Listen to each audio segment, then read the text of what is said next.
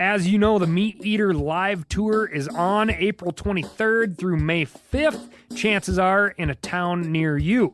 What you may not know is you can win tickets to each of these events just by going to a backcountry hunters and anglers pint night. There's going to be a pint night in each of these towns: San Diego, Salt Lake City, Tempe, Anaheim, Boise, Sacramento, Missoula, Portland, Tacoma, where you can compete in Meat Eater trivia and win not only tickets to the show, but a chance to be on stage with all of us. So get your butt to a pint night, and we'll see you on stage. Welcome to the Wired to Hunt podcast, your home for deer hunting news, stories, and strategies. And now, your host, Mark Kenyon. Welcome to the Wired to Hunt podcast. I'm your host, Mark Kenyon, and this is episode number 409. And today in the show, we are continuing our habitat-specific series, and our focus is mountain country. Stuff like the steep hills and mountains of Pennsylvania, Tennessee, West Virginia, up in the Northeast. All that stuff is covered today, and we're joined by expert bow hunters Johnny Stewart, Beau Martonik, and Andy May.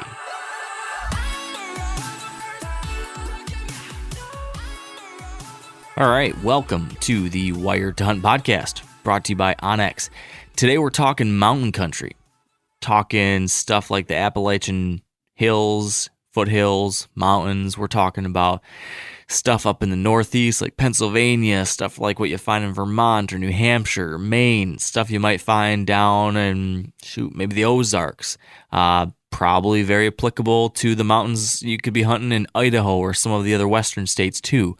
We're diving in how to think about these areas where there's typically lots and lots of country, big timber, and significant topography. Big hills, ridges, points, creek bottoms, valleys, draws, a lot of different things that are going to impact deer movement, how wind fluctuates, and how you as a hunter can try to find deer out there and try to get away with getting close. So we're joined by three folks, as has been the case for the previous renditions of this series. Andy May joins me as co-host. He's got some questions and some curiosities that he's going to be diving into here. But our special guests are Johnny Stewart and Beau Martonik. Both of these guys are Pennsylvania hunters. They're both diehards. They've both traveled across the country to hunt in different places. So they're not just doing hill country and mountain country hunting there in PA. They're hitting a bunch of other states too. They've got some great insight, different perspectives, different ways of going about things than we've heard on the hill country episode back, a month or month and a half ago. So we're going to cover some different things, but there is some overlap here.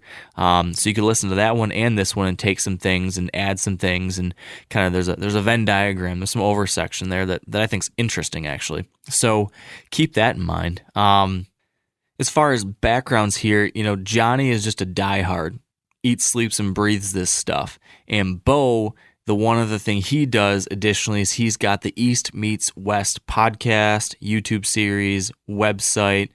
He's doing some cool stuff in the media space. So if you enjoy what you hear today from Beau, you can definitely get more from him. So keep that in mind. The only other thing I will mention is that if you have not already signed up for our Whitetail Weekly newsletter, I'd highly recommend you do that. Just go over to themeateater.com.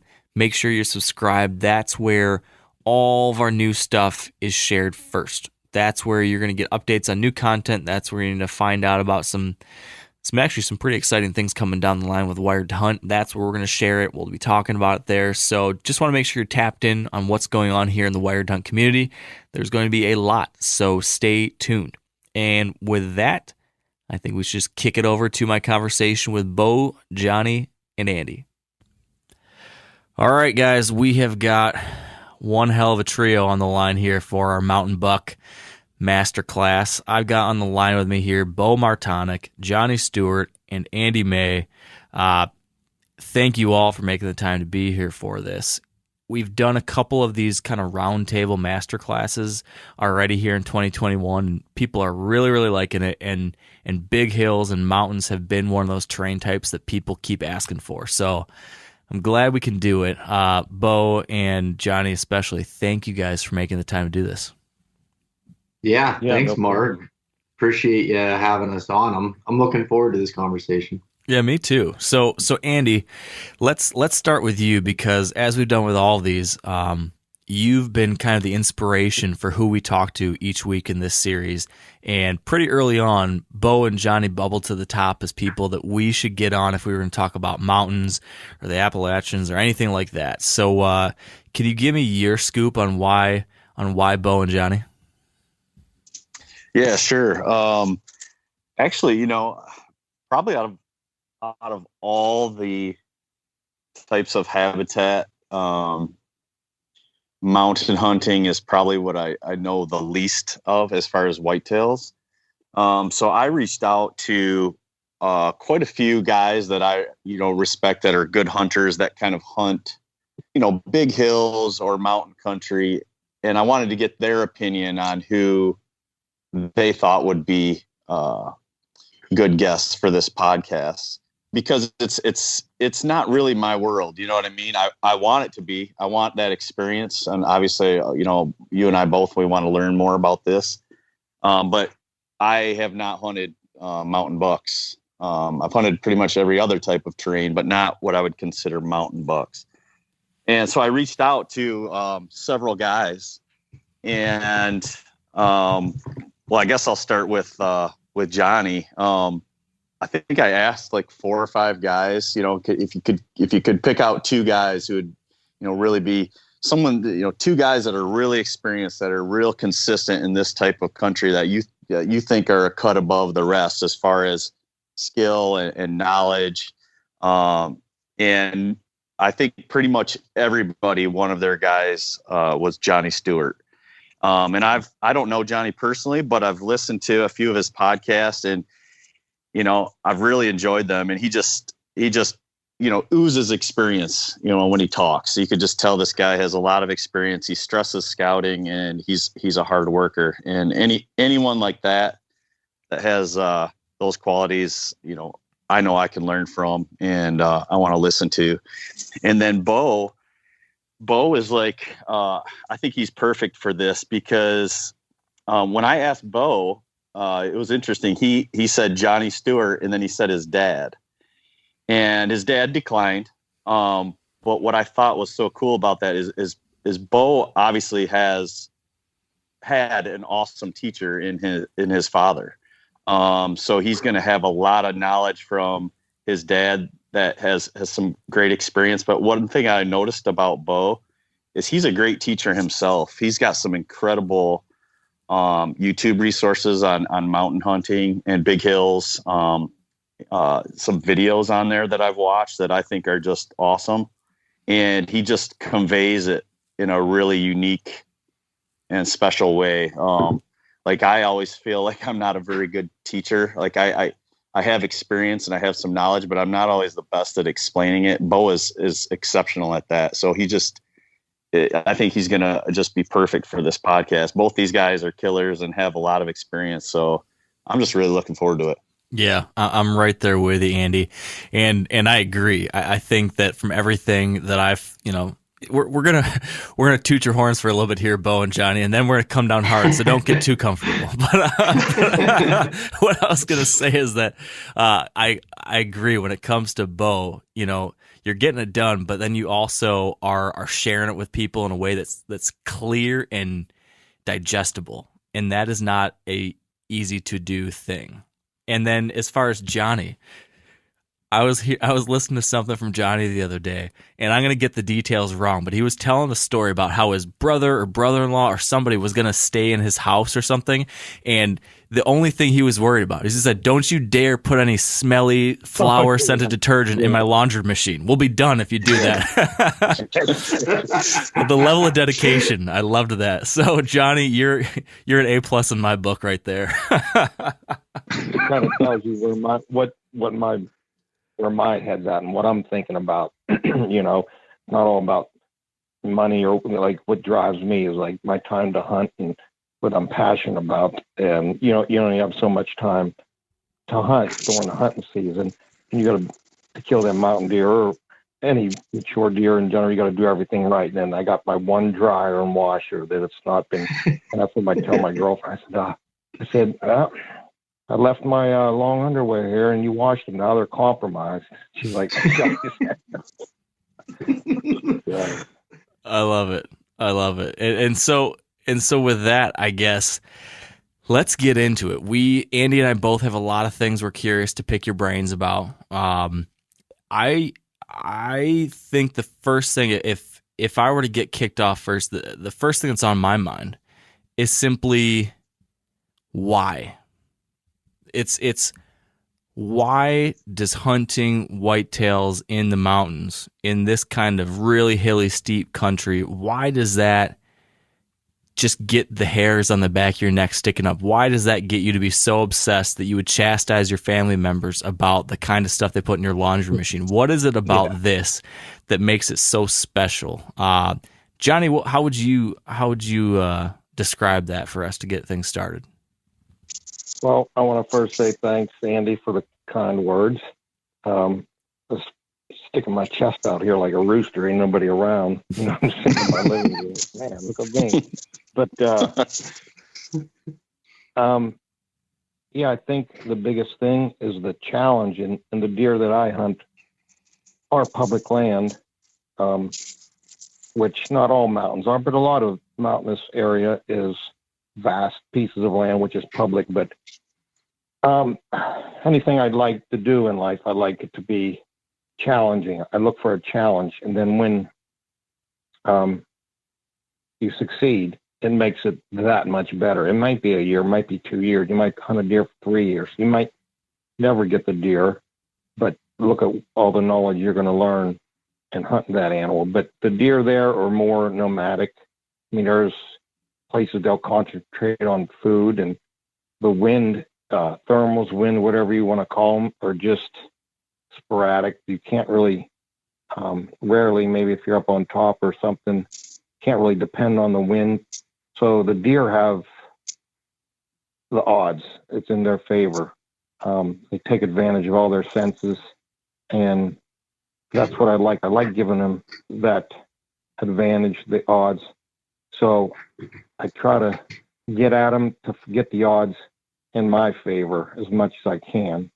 And you need to, because it's so much in their favor. So find the edge, find an angle on them. But I think it's the most challenging. I've hunted probably 6-8 different states over the years. Some of the, more well-known whitetail states, probably since I'm 42, going to be 42, or I am 42. You get to that age, you kind of, the years go so fast. But I started hunting young, teenager or whatever, but I got into hunting public land, trying different states when I was younger. And I just gravitated to the more challenging hunt as far as whitetails. I've hunted some farm country. I've hunted pretty much everything: swamps, river bottoms, mountains, you name it.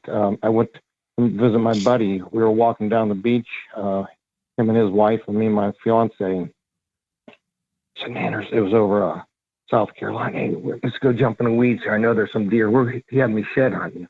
It was like April, So I've hunted with him down there, South Carolina. But I've hunted a lot of different types of terrains and habitat. And I think it's the most challenging in the mountain. It's not just in the ruggedness, the accessibility, inaccessibility. So the odds are in their favor, and it's that challenge, not just in deer hunting, just anything in life. I like to be challenged. I like to try to figure them out. It's the toughest whitetail hunting in my experience. So yeah, that's kind of why I like going after them. So. That makes sense to me. What about you, Beau? What would you add? What I would add to that is it's from getting to hunt out west and hunt elk and some different animals in different places. It's the closest thing I've found to backcountry type adventure in the eastern U.S. And you know what Johnny said, the challenge is the deer act like deer. Everything's just remote and vast, and it's just different. It's different. I've hunted farm country and swamps in different places, and it's just something that, although the deer numbers are low and you can go literally days without seeing deer, but for some reason it just keeps bringing me back. And like Johnny said, he explained it really well. The challenge of it is something that I truly enjoy, and the fact that you have the opportunity at an extremely old age class of deer, it just drives me. It doesn't always work out that way, but the fact that you have that opportunity and to be able to do it, it's just a beautiful landscape to be in, especially in October and November. I can certainly see the appeal. I haven't got to spend a ton of time specifically where you guys are, but I did hunt Southwest PA one time a long while back, and then I spent a lot of time in some of the, I guess it's a bit further east than you guys, but some of the mountains and stuff in New York, and it's just beautiful country out there. And combining that kind of scenery and that kind of wild space with whitetails, there's just nothing not to like about that. Andy, where's your head at to start here? Because I always like to try to scratch your itch first, and that gets us always going somewhere good. So as being, a dang good deer hunter yourself, but one who's not as experienced in this most steep hilly country out there like this, what are you trying to figure out first so that you can show up someday in Pennsylvania or New York or New Hampshire or something like that and be effective? Where do you want to go with this?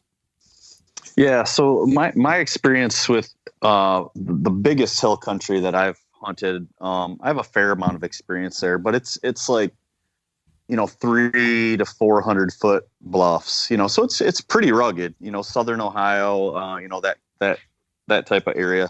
So I'm guessing, I guess I want to ask, like, what's the differences, if any, between just like your typical hill country, like something like that, as opposed to what you would consider mountain hunting? Or is there a certain size or elevation type that you kind of decipher between the two? But I guess the main thing is there any differences between those? I know that's kind of a loaded question, but I just kind of want to see where you guys go with this one. How about you, Beau? So yeah, it's actually something I struggle with, defining the difference on when it turns from, big woods to mountain country. And like what you're talking about in Southern Ohio, which I spent about 5 or 6 years hunting in that type of terrain. I think a lot of it is very similar from the standpoint of how the wind reacts and how the deer use that terrain to their advantage. But I think once you get into the more the mountainous region where you're getting, anywhere from 800 feet to even 1,600 feet of elevation gain and drop, from the top to bottom, and sometimes even bigger than that. I know in some areas of Virginia and North Carolina, you get even bigger than where we're at. But you have some different challenges with, depending on how the food is, where they can be hanging out at. One year, they might be hanging up toward the tops when it has a good oak crop.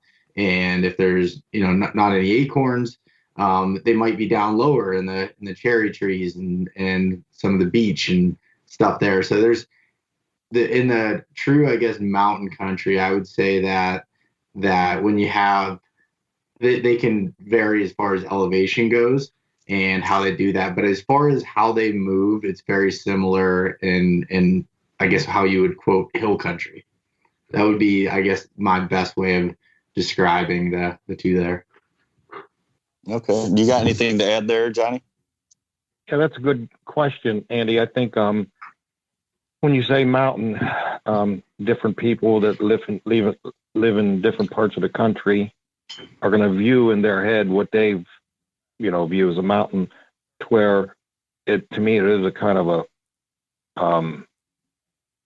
it's like there's diverse habitat in the mountains and elevation change and flat. So yeah, maybe Ohio is kind of rugged, 200 to 400 feet. And actually an area where I hunt near where Beau is, it's a lot, they call it it's part of the plateaus of the Appalachian Allegheny Mountains.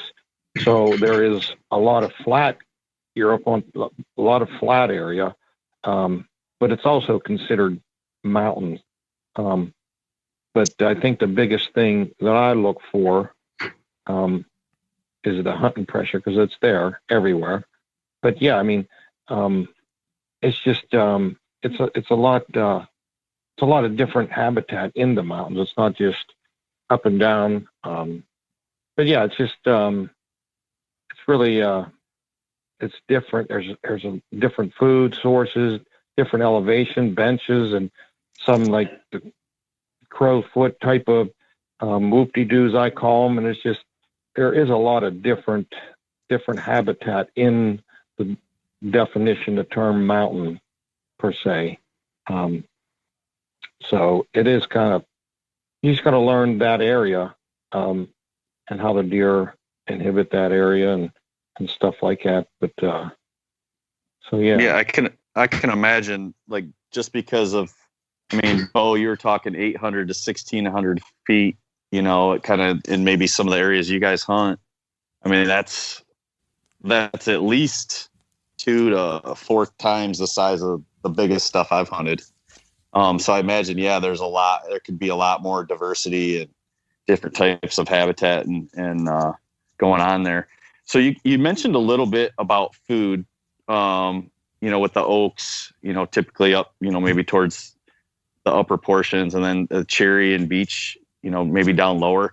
What other food sources are you guys seeing that are really key for deer, like in this type of habitat? You know, maybe take me throughout the season, like, you know, early to, you know, maybe mid-season, then even the late. What do you guys see the deer kind of transitioning throughout the season?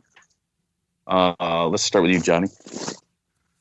Well, like Andy said about Ohio, I wonder sometimes, because Ohio is some rugged land, mountainous country, that I wonder sometimes through the summer. I don't get much time down there, but the population is low. So, and it's mainly large stands of oaks, and there's not much undergrowth. You know, browse is definitely, it's kind of up in the Alleghenies, kind of up where me and Beau hunt, and somewhat up into New York there. It seems like there's a lot of browse, a lot of undergrowth compared to the Ohio's, some of the West Virginias, but also the clear cuts through the summer. You can walk through the woods and see what they're nibbling on. But I think, like, some of the deer in Ohio, I look at the mountainous deer, their bodies ain't huge, but the racks are huge, and some say it's because of the minerals out there. And they can adapt, just like the deer down south are smaller. They know how to adapt, and their body might be smaller because the food isn't as plentiful, but the racks, like maybe in Ohio, might be bigger because of the minerals. But, and like in the PA, I feel like there's, through the summer, the deer are definitely pretty big. There's a lot of browse through the summer. It's just fresh growth, the fresh tips of grass, blackberry briars, fruits. I mean, anything. It's pretty much general that they browse through the summer, and the more diverse browse you can find, you're going to find the deer, and they'll roam bigger areas and just nip. But, you know, you get into fall, like Beau said, the cherries, there's a lot of black cherries, big cherries in this part of PA that the deer, people sometimes don't key on them. And if it's a good cherry year, you get into October, they're going to be really fattening up, and them are big open woods. In some areas where we hunt in that part of PA has, that does have a mast of acorns, but not every year. So there's a food source. And then beech, but the beech are kind of dying off. But they also, getting into November, into December, around probably in the middle of November, I start seeing a lot of pawing and scratching at the ground. They eat roots. And I know in the winter, like this year in January, the deer dug through the snow and eat ferns. Like, I watched a deer for 10 minutes, a buttonbuck, had his head in a hole pulling up ferns and just scratch for like 10 minutes. And these other deer came in and didn't even know about it. But pretty much anything green. And there's a lot of, like, it's teaberry, and there's carpet pine. There's different types of green ground coverage up in some of these areas that we hunt. And you'll find the deer in the winter, they're going to go for that green. And these deer they're browsers by nature, and this is what they're made to live off. And, we got a lot of snow this year, but they're going to come out healthy, and because they went into the winter pretty healthy. And the deer numbers are still, they got them where they need to be, to where the deer they have enough acreage per deer to forage on and be healthy going into the winter. And last year, Greg shot his deer up there, and it was November, and he took it to the butcher, and the butcher said, "Where'd you get this out? In the Midwest or where?" No, I shot it, and the fat on the back, the hind quarters they're really healthy animals. It was crazy to see that these deer that browse and live in this forested area are covered with fat and that healthy. As far as like getting into, you got your clear cuts in Ohio, and mast is a big thing down in that area. If it's a good mast deer, or they'll travel to find, or some places in Ohio, I've hunted. I see, you're a lot of bait in Ohio, so they might travel to find where they're getting fed too later in the year. That's a thing that'll vacuum the deer out of the woods. Not some of the big bucks are just loners. They'll stay up on them mountains if there is a acorn crop. But some of the deer, maybe if it's a bad acorn, and then like there might be someone feeding them, or it might be some type of ag nearby that'll kind of pull them deer that way later in the year. But so yeah, that's what I got for you there. All right. How about you, Beau? Anything else there? Yeah, I mean, I think Johnny covered a lot of it, but what I'll say in addition to that, I definitely think like as you're in the summertime and everything, they're looking for more of those minerals and even some of the newer clear cuts that have a lot of green on them that are growing up. They're browsing a lot. And as you get into the beginning of hunting season, so when you're kind of focusing on it in October, if you can find a black cherry crop, that is incredible, but they don't seem to last very long on the ground. So it's a short window of time where those can be good. Apple trees that you can find in some of the bottoms, that can be a really great thing to find, especially if you find, a lone apple tree or an old orchard. A lot of places through Pennsylvania, there was little towns in a lot of these places that are actually public land now, and they have planted a bunch of apple orchards. So you can find a bunch of apple trees there. And then, and acorns, obviously, but not all areas that are in the mountains have oak trees in general.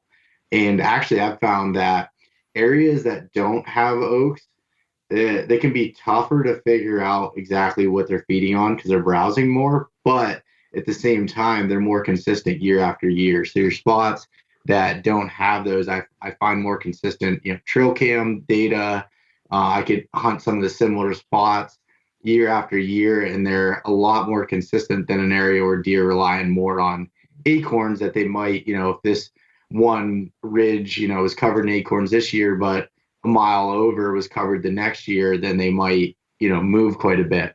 So that all depends. And even so, like the biggest thing I'm looking for is the diversity of it and having a lot of browse. Like Johnny said to me, they'll dig up ferns, eat the bulbs off them.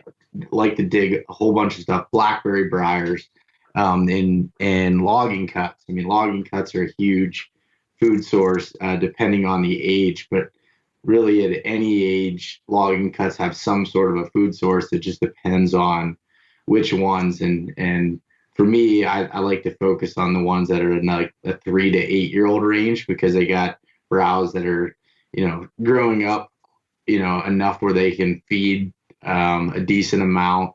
And then also, so that's kind of as you get through the hunting season. And then as you get into like a later season, the fresh logging cuts, either from brand new up to 3 years old, seems to really bring them in. One, because it's getting a lot of sunlight, and you got some, say, tops that are laying down that they'll browse on.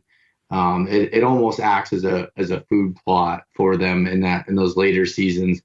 And and if it's a really cold year, as you get into hunting season in January, any areas around spring seeps, while everything else is kind of frozen and tough for them to dig, they can dig it up because it's softer. They can get to it. More greens, as Johnny said there. So that's important. And another important thing to note about food is not all areas in the mountains are created equal as far as food goes.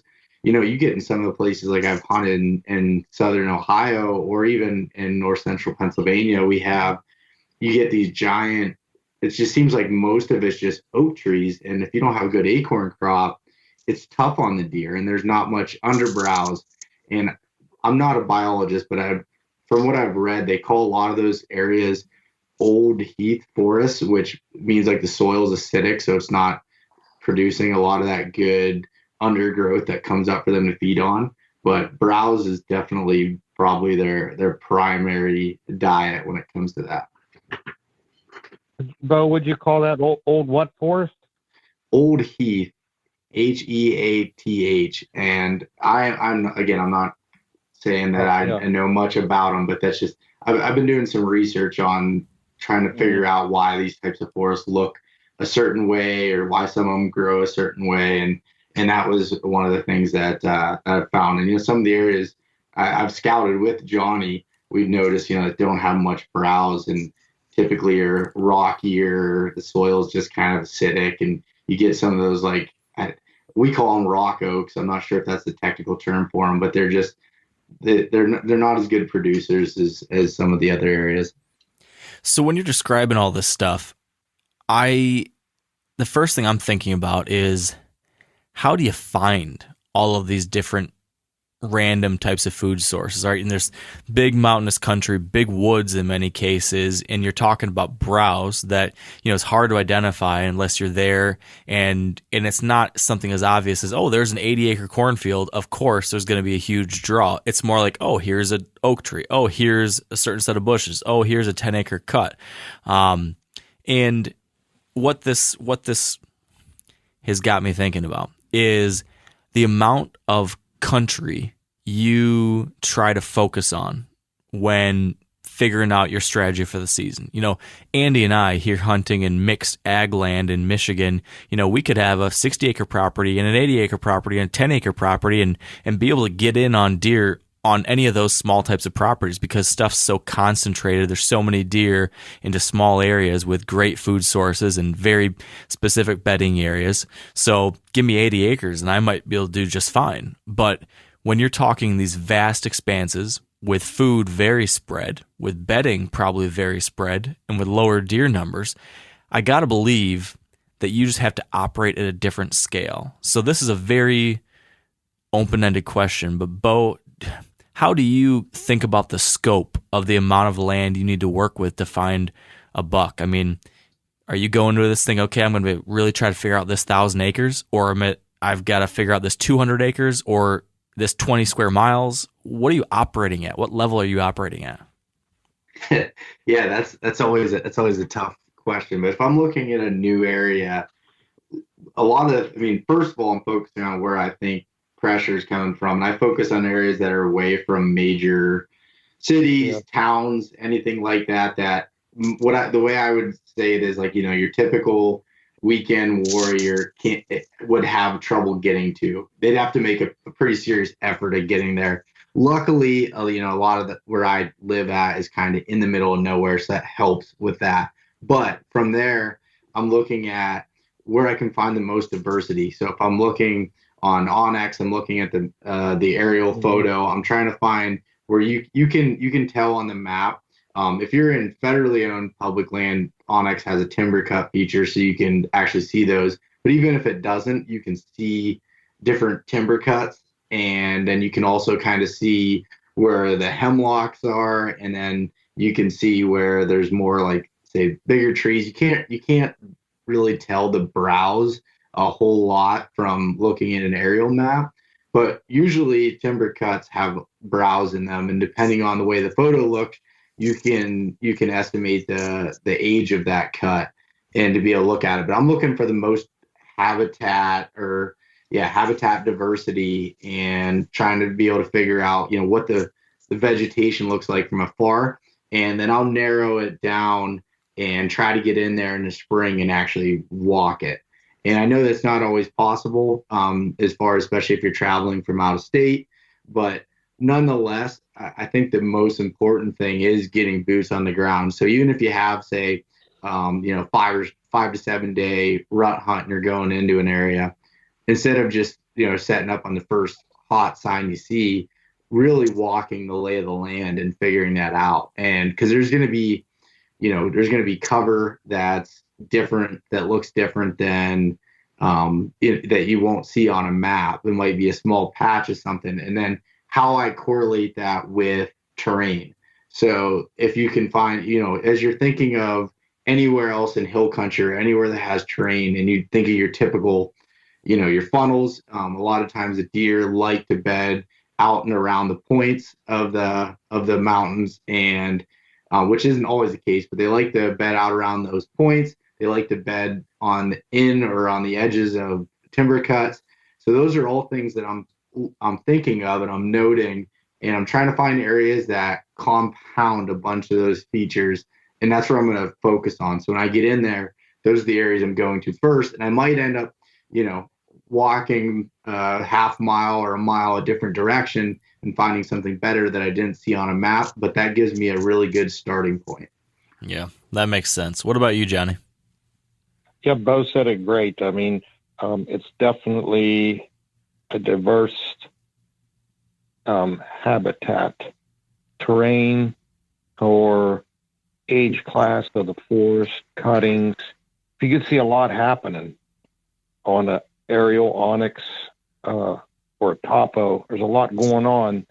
Chances are it's going to meet the needs of the deer there, because they're going to utilize all that throughout their day or how you want to say it. But the first thing I do is I'll look at the onix and I'll find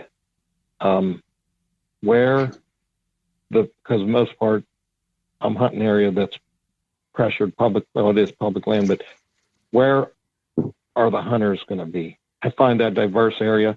Okay, where's the hunter parking? Where's he coming in at? Is there a parking spot? Harder to access areas. I'm kind of stuck on maybe a 5 square mile area now that I've been into for 6-8 years. Some cuttings, some roads cutting through it, kind of flat, gradual, 100 feet in elevation change, kind of a plateau. But there's a lot of this beach brush in these areas and under saplings that grow up that make a lot of cover that you can't see from onix. So you want to get them boots on the ground. But also what I'm learning now is a lot of guys are starting to hunt this public land, these mountain deer, in an area that I was hunting 5 years ago that was like a 1.5 mile walk, gated road all the way back and out on a point of this mountain, goes out around, and I had good luck out there with deer, and that's where I seen the biggest buck that would go there. And then in the last couple of years, I'd run cameras there. I didn't even hunt there. I just run cameras randomly, and I get more hunters and more hunters. And it seemed like the people were going to these. It was time consuming to walk there, half hour or so, 45 minutes. It was a pretty gradual trail, easy to get to, and these people were starting to go. I want to get back in there. And so this year I kind of started hunting halfway back, and that's where the bucks were hanging. They weren't, and I walked the logging road out and seeing cameras, seeing stands, and the sign would fall off. Like I could really see sign, fresh sign, deer shit, tracks, rubs. You would see the scrapes, but probably the yearlings. But the bigger deer they really know their area, and the hunters are pretty typical what they do, and they're on to them like white on rice. These deer know. So that's exactly what I'm looking for. But you got to have the boots on the ground, or at least get to an area, drop a bunch of cameras, and see. I'm not just looking for the deer. I'm looking for the hunters. See how they're going, where them guys are hunting, and But that's the biggest thing, like Beau said, the diversity, it has a little bit of everything happening, a little bit of everything terrain. So now these deer, and then, like I said, hard to reach location, and maybe where the wind, so maybe the wind's blowing in one direction a lot. It's hard, and you might have to go down over this mountain and come back up this other mountain just to access it well, because most of the people will maybe go straight to that spot, and the deer is on to the hunters. They know they're onto the gig's up, so I kind of do different things than what the normal hunter does, because pretty much they're on to you, the mature deer that are living there. So that's the biggest thing I try to find, is how the pressure is affecting this deer. Because if it wasn't for the pressure in these areas, you could hunt that rub that's great, and they would probably, you can hunt the sign a lot better, because they won't be as nocturnal or be afraid to come to that area till right before dark or something. So you got to kind of not take, the sign tells you the deer is there, but if the pressure's there, that they're worried about survival. They're definitely afraid of humans. They're going to live accordingly, and they might just be off a little bit of that diversity. So you got to kind of figure out, you kind of, and that's another thing I like. You're always thinking, my brain's always turning and learning. From year to year, different deer move into the area. It's always evolving. The force is growing. It's changing. Different deer see it in a different way. That's why I like being out there and learning everything. And then I talk about finding these little nooks. So we found a couple big bucks this year in a 150 class, pushing 150, 158. They were kind of hanging around together, and they were kind of in that area where the people were going all the way back this road, and I was about halfway back, and there was, I call them seams and little nooks where these deer know they're safe, that nobody's hitting up. And so I actually, a couple days ago, I headed in the area they were coming from, not where I was getting them on camera, but just across the creek, and I did some hiking, and I just found big tracks. I got down in away from the road, and I wouldn't be surprised if he hangs out in there a lot. I'm anxious to get in there and shed hunt. But it's an area that it's easy to overlook, an area, and really with all the cover in the areas. Now, this is the area I'm hunting, so an area that might be in Ohio, West Virginia, or some open woods might be different, but I'm sure there's a nook or a seam. But these deer, these mature deer that are eluding these humans, they're going to use, that you might have to get out there and walk and hang cameras to find it. But that's the thing I find nowadays.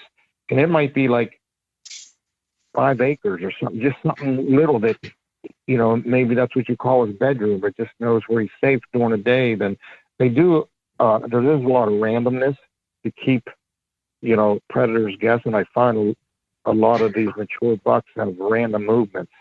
And if, maybe sometimes you're trying to hunt them through a camera, and you might be a day late, $1 short.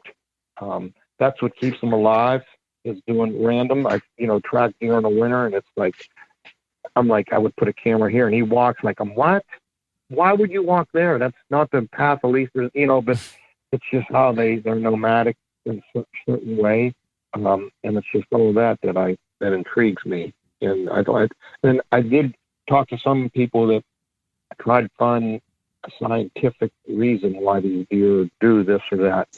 Some say that there's no science behind by how they move, but the biggest thing I find is pressure. Like what even Beau said earlier, is they're made to survive and carry on, and their biggest predator is the human. And so that's how these deer are getting away, is adapting to the humans. So on that note, then, finding these little nooks, finding these little spots where these big old bucks do feel safe in these vast environments, it's got to be awfully hard to pinpoint that little tiny nook out of 5,000 acres or 10,000 acres or whatever the scale is that we're operating on here. You mentioned several times trail cameras, and I've also seen just across your social media and different things like that. You seem to be pretty prolific when it comes to how you use trail cameras and the information you turn up. Can you just detail how specifically you're using cameras in these environments? Because I know it's different than what I'm doing here in southern Michigan or Iowa or whatever. You know, how many cameras are you running across these landscapes? You know, exactly what kind of spots are you putting them on? You know, what is the key information you're trying to get? I'd love to understand all that detail. Definitely scrapes are a big thing. I think communicating up here, we're kind of me and Beau hunt. Definitely have them on them, and sometimes there's a lot of hunters. I try to get them up in the tree, and I always try to, honestly, as opposed to when I was 20 years old, I stay away from trails. There's not so many trails up in this area because it's kind of, they kind of roam. So I try to stay away from trails now if I'm looking for that mature animal, but definitely scrapes and yeah, like that nook I'm talking about. And then a lot of times, since they are nomadic, I'll put I tell people, don't just depend on one camera, try to get 3 or 4. And I don't like to get a broadside shot at a deer because a lot of times your trigger won't catch it. Try to get, if he's walking, I don't like a straight on, maybe like on a 45 kind of broadcast with camera. But every time I go in the woods, I'll take, when I'm hiking, I'll take 2 or 3. I'll just pull them around my waist. Sometimes I'm pressure with time. I just want to run in the woods and look around. I'll take 2 or 3 because if you take one, you end up, I've done it, you'll walk, look for the best spot, and you get back to the truck and you still got your camera. So I try to take at least 2, then you could drop one and find a decent spot. But as far as where, I guess maybe kind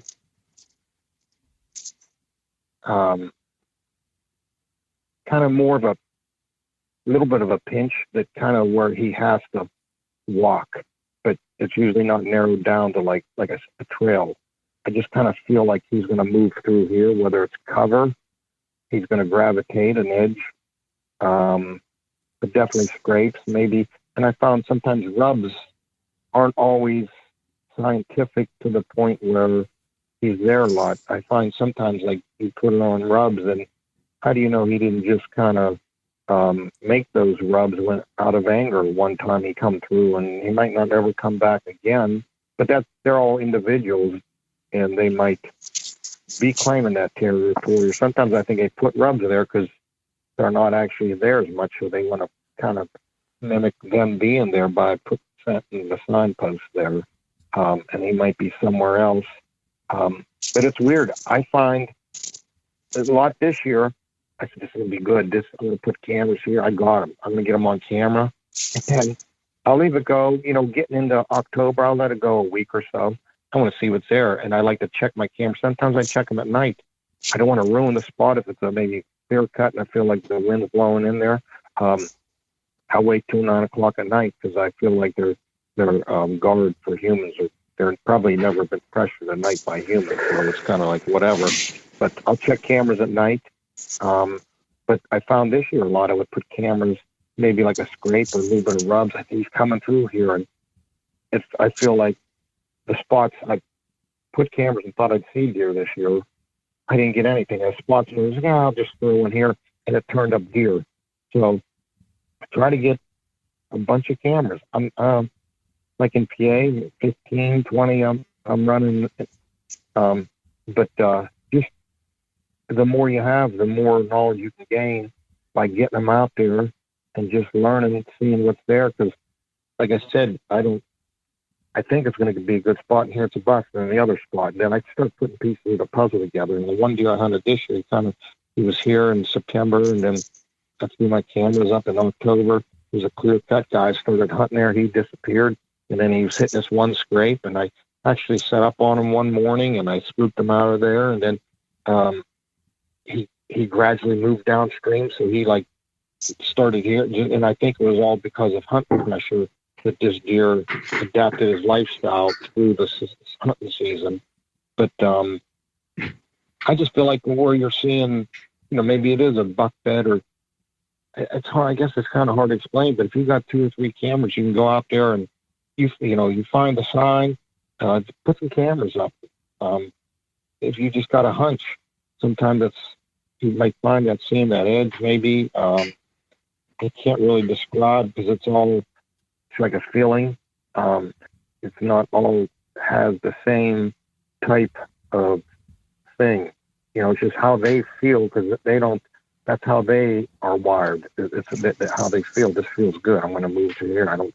I don't see any hunters in here. And actually, the deer this year, I was walking out on the logging road that went all the way back from that point where them guys hunting. It was high noon. It was 70 degrees, and 50 yards off that logging road, I had a deep snort, and it was me. And I thought I told Beau this. I was walking out on that logging road. I was walking like a human, and that I know it was one of them big 150-inch deer was in there. Maybe he was only 50, 70 yards. He was pissed. He snorted at me every time I walked because in his head, I think he wanted to cross that logging road. It was like, that's a human. It just pissed him off. But he knew that he was safe in there 50 yards that was seen, and he knew people walked that. But it's just wild to be around them and experience that. And every time I stopped, I looked over, nothing, then I walked like a human. And just the noise of a human walking through the leaves just irritated him. And he was like kind of above most of the hunters, and I'm sure he's still out there now. But yeah, every time I started walking like a human, he just like snored at me. And that's where he was in a lot of the bucks moved during high noon, but a lot of randomness. I mean, Mark, I could go on and just take one story into another and keep talking. But yeah, then I get lost. I'm like, where was I? I can relate to that, Johnny. I can relate to that myself. It's funny you talk about how these deer sometimes just get lost themselves in that. I mean, their movements are random. It's hard for us to pin down, and God, I wish they'd be more considerate of us and make things more simple, but they don't. Beau, what about you when it comes to cameras? What's your take on that specifically? So I do run a lot of cameras, and I do weigh a lot of input on cameras, but I have kind of a couple different strategies. So if I'm hunting a brand new area and this is my first time going in, I typically try to put cameras at different elevations and then also around different vegetation type features. So, but 90% of them are on scrapes. So I'll definitely say that, and that's any time of the year. So whether that's in the summertime, they'll still work those licking branches. I usually spray like a forehead gland scent on it, and they'll work those licking branches just about year round. But so I'll try to get different elevations to be able to learn it. And a lot of times I won't even hunt that area the first year. So I'll just run cameras, leave them up all year, come back this time of year and pick them up and try to learn from it. So I'll try to spread them out quite a bit. And then as I get to focusing on these areas, say I find a specific buck, like this past year, I was hunting a specific deer that was incredible. But after I ran, I think it was 13 cameras in this area. I ran a lot more than I normally would in a new spot, but I'd found his shed in the spring, so it made me want to try to learn a little more. And out of all those cameras, and I had them not that far apart. Like some of them would only be 40 yards apart, but it was on a different elevation down below, on a different scrape. I ran I didn't run a lot of cameras. I ran a couple cameras on some big signpost rubs, which is something that was kind of new to me this year, but I found I had really, really good results from a few of these specific rubs. And what I learned about this deer was he was only using a certain portion of it, and there's a lot of hunting pressure. But the hunting pressure was on the top and also from the bottom. So on this steep side hill that was just thick hemlock cover, you can't, when I would hunt in there, you can't see more than 20 yards in any direction. And there was 3 cameras that deer focused on that was there quite a bit. So now, like going into this year, what I would do is cluster more cameras, trying to figure out, where he might be living, at least for during the hunting season. And so maybe I might stay around those elevation lines, but move down the ridge further and, put some more and try to, get more consistent daylight photos, more stuff like that. But I'm focusing around different terrain features and then also vegetation features, as I talked about, but scrapes are the majority of it. And then if I know of an area, say there's a timber cut that's I don't know, anywhere from 10 to 20 years old. It's grown up quite a bit. They tend to like to bed in those type of areas. I'll run cameras on the inside of those, on some of the logging trails where there's say I find a big community type scrape, big licking branch broke off. I'll run them in there. And a lot of times hunters will have trouble hunting in those areas because there's not any good trees to get in, because they're not big enough to put a tree stand in, but they provide a lot of cover and security for the deer. So I'll run them closer to those bedding areas, and I won't check them unless I'm, specifically hunting them. But cameras are a huge learning tool for me personally. And what I'll do with that data is I'll take all my cameras for the year, and I have like it's a Google sheet, so like an Excel spreadsheet essentially, that I write down the location, the specific location that I had it on. Like I'll have the general area, the specific location. Say I'd name it Hemlock Side Hill Scrape, and then I have the buck identification, how I would kind of either name it or figure out a way to identify that deer, and then I'll write down the date, time, weather, wind direction, and anything else that might be prevalent to it, and just kind of keep a running log of that. So if I'm hunting a specific deer, you can learn a lot by doing that, because I've found that even when I run a lot of cameras and I'll get this information, it goes in and out of my head just as fast as a lot faster than I'd like, and I don't remember all of it. So for me, by writing that down or typing it up, I guess, it helps me to be able to review it and learn, because you can definitely have success in your first year hunting a spot, but that historical data from cameras is huge. If you can hunt an area multiple years in a row, you can learn so much, and you have to take that a little bit with a grain of salt, because as food sources shift and change, and like we mentioned, earlier about, say, there's not any acorns, if that area had acorns, all those things can change. But it's an odds multiplier. It's helping you gain some more knowledge that you wouldn't have had otherwise. So I'm running in Pennsylvania alone. I'm running probably around, I think, just over 30 cameras right now. As you know, the Meat Eater live tour is on April 23rd through May 5th. Chances are in a town near you. What you may not know is you can win tickets to each of these events just by going to a backcountry hunters and anglers pint night. There's going to be a pint night in each of these towns: San Diego, Salt Lake City, Tempe, Anaheim, Boise, Sacramento, Missoula, Portland, Tacoma, where you can compete in Meat Eater trivia and win not only tickets to the show, but a chance to be on stage with all of us. So get your butt to a pint night, and we'll see you on stage.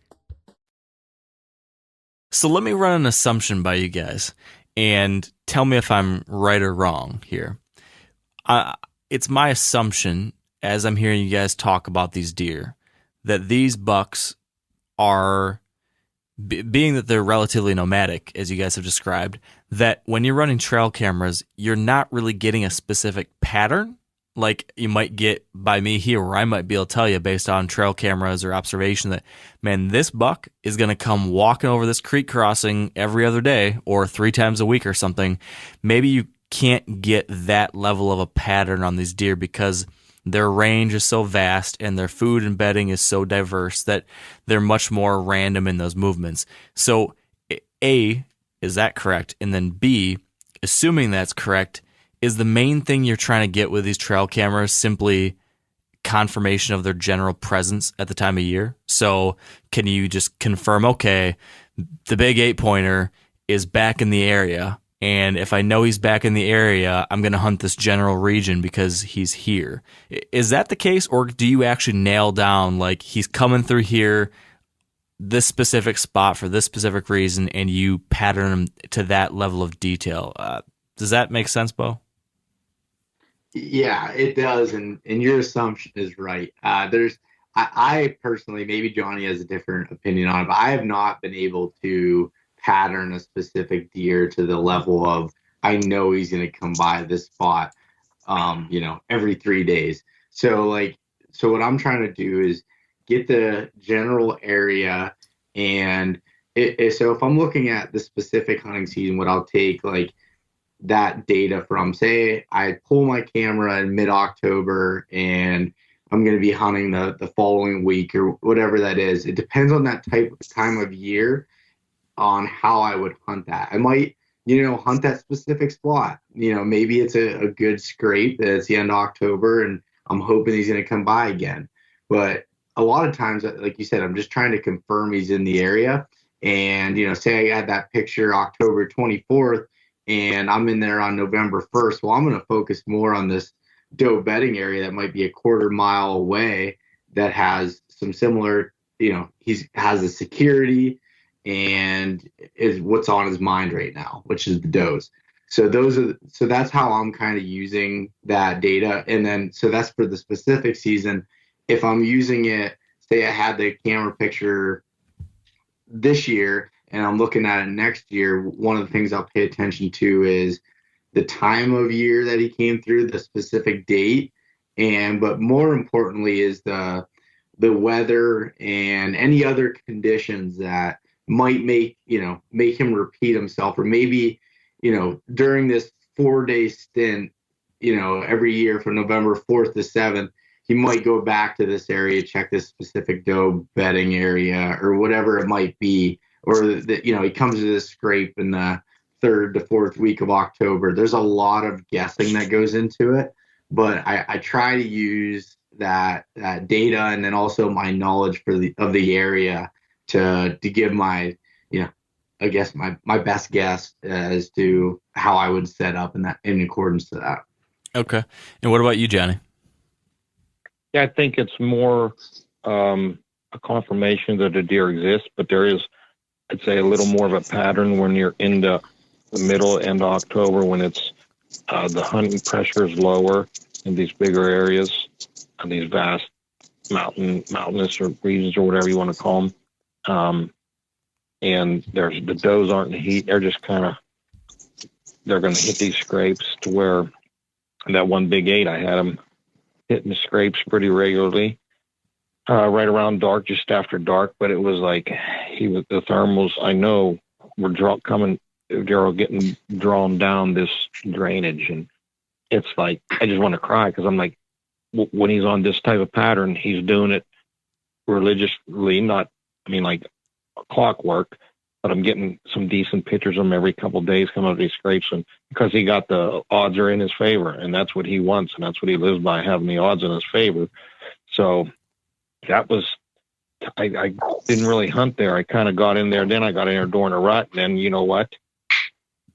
He never even touched the scrapes, so it's like, and this is a new deer that I'd found this year. It was a place I found shed hunting last year. So I'm just learning about this animal. It's like a whole new world, a whole nother deer. But the other one I was kind of after this year, just for example, these 2 deer that I was running cameras trying to chase was an older, more mature 9-year-old, 8-year-old, to where I had some pictures of him. This is going on 4 years now, and I had him in this one area. He was 3-4 years old, really aggressive, had the whole clear cut, rubbed up, beds everywhere. And the first time I hunted in there, I had my bow back on him, probably 140 class, 3 or 4 year old, and just really a lot of testosterone, aggressive deer, and claimed that area more of like a 20-year-old human that has a lot of a young guy that has a lot of, maybe wants to fight or something comparable to that, to where the next year I went in there and he wasn't there. So you can they're individuals, they're different. So you can kind of use year to year knowledge from your cameras and your hunting.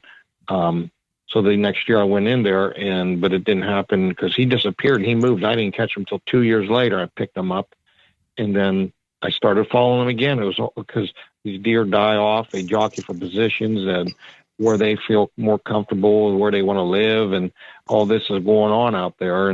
But once you get to sometimes in that groove around 6, 7, 8, you can kind of get a little more pattern. Like, so this 8-point I was hunting this year, I caught him up in this clear cut. And then he kind of he's worked his way downstream, like further away from humans as the season went on. And he's up in that clear cut. And I didn't hunt it because it was early in October. Then I caught him, and that one day I spooked him. Then further downstream, like November, he come in. I thought it was like first time I really started hunting a rut, and I had him right there, and the wind just swirled, hit him, and he took off. But I think I could use the knowledge I have from my cameras and my hunting this year, because I feel like at his age, I feel like he's going to be there next year, and I can know where to hunt him throughout the season to catch him. But as far as the cameras are considered, I can maybe pattern, like Beau said, maybe within a time zone, a few 4 or 5 days, I might be able to catch him here because of data that I collected from this year. But like I say, you get to that 3, 4, 5-year-old age, it might, they're not really mature yet. They're still kind of maybe learning their area and where they want to live. But like that big 8-point this year, like I said, he kind of was hitting them scrapes, but when he started doing that, the odds were really in his favor. You couldn't even hunt him. But mainly confirmation that the deer was there, and then I try to find his kind of away from the rest of the deer herd there, but not there.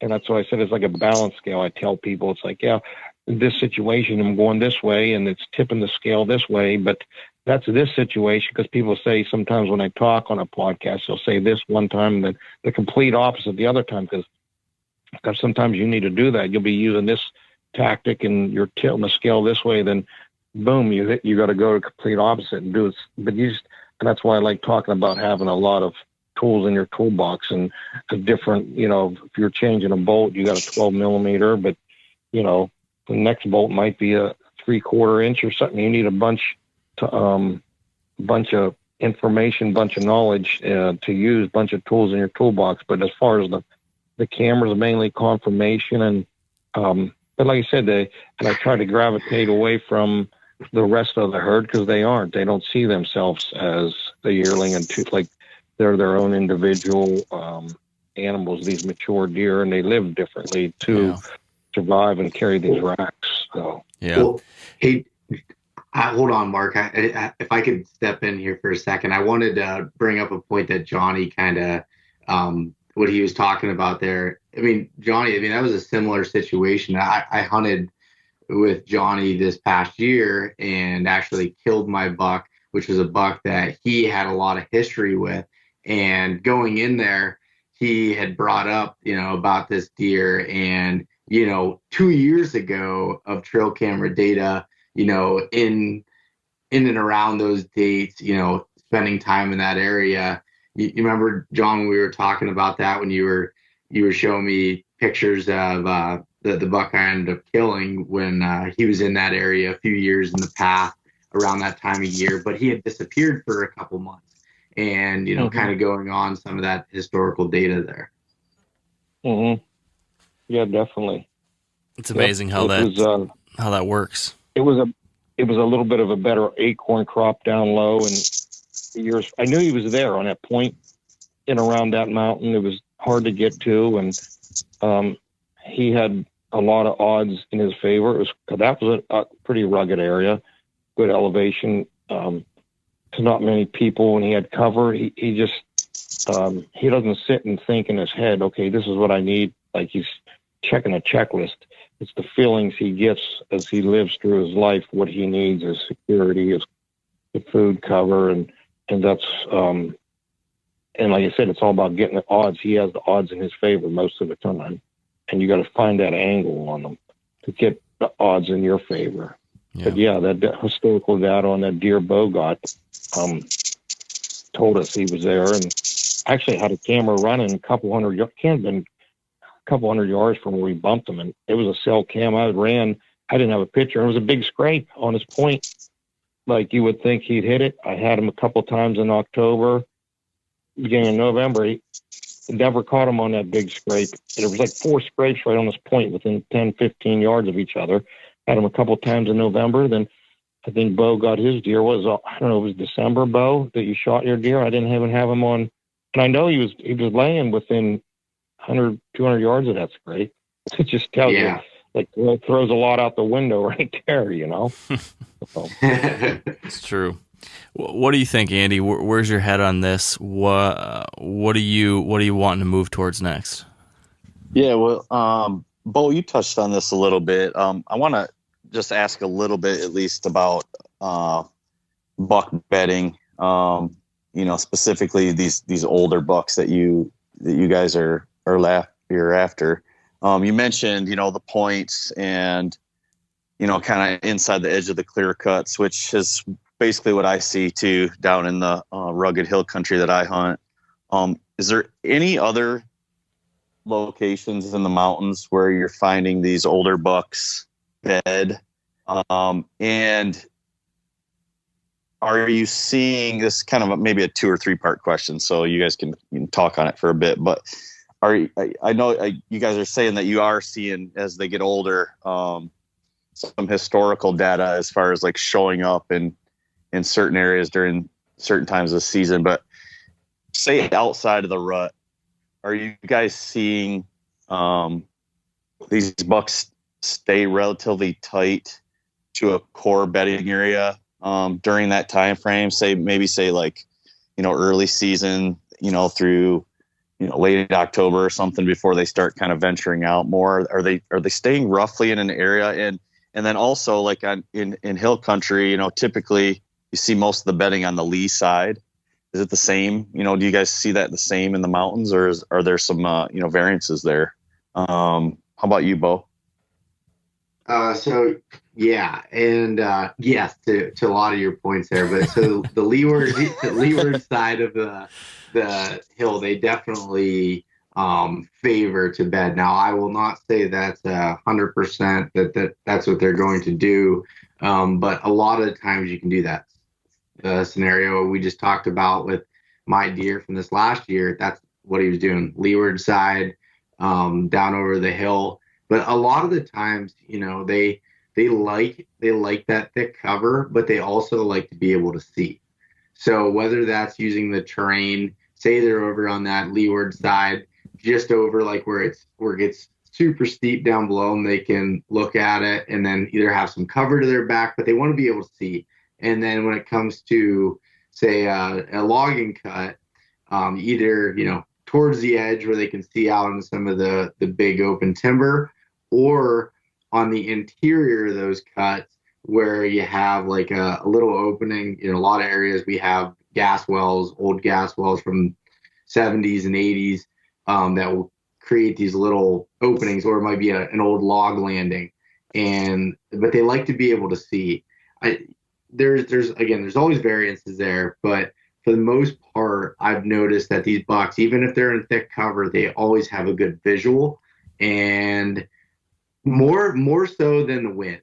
I think the wind is huge, but I feel like their visuals are a huge part in that. And so that would be, but as far as, whether some bucks stay in their, a core area during that time of year, or if they're spread out, that honestly comes down to the specific deer. I've found deer that are more repeatable as far as where I think they're bedding. And when I say, that might be a 5 to 15 acre area on what I would consider their core bedroom. And then there's other deer that one deer might be bedding out on this point and then might be a couple ridges over a few days later, and that they kind of move around a little bit. But I definitely think that the food is the biggest dictation of that, and then also their own personality and how they kind of react. But if you got an area that has a bunch of different food and it kind of meets all their needs, they don't typically want to go just venturing outside of the rut for no good reason. That's just again some of my experience with it. How about you, Johnny? Anything to add there? Yeah, Beau said it pretty good. Definitely a visual. In their mind, they got an escape route planned if something comes in. And like I said, I don't think they sit there, okay, if someone comes this way, I'm going to run that way, but they just can feel it. Definitely maybe some cover to the back and see out front. And some of these areas that I hunted last year were really rugged down near Ohio, and during into the hunting season, when the people are starting to hunt, they're into the rugged leeward sides, down low to where they might venture top when the thermals come down. Mainly a visual scene around them, maybe a little bit of cover, a lot of times in them wide open big oaks, and that it's just a big tree they lay up against, maybe a log. And then sometimes they, through October when they're feeding, when the pressure is low, they might just lay down for an hour on top of a ridge or somewhere where they could see. But yeah, it's like Beau said, it is an individual preference to where, like I said, that 1 3-year-old that year, he was all bedding in that clear cut. I haven't seen it since. That's what he did. He felt comfortable there.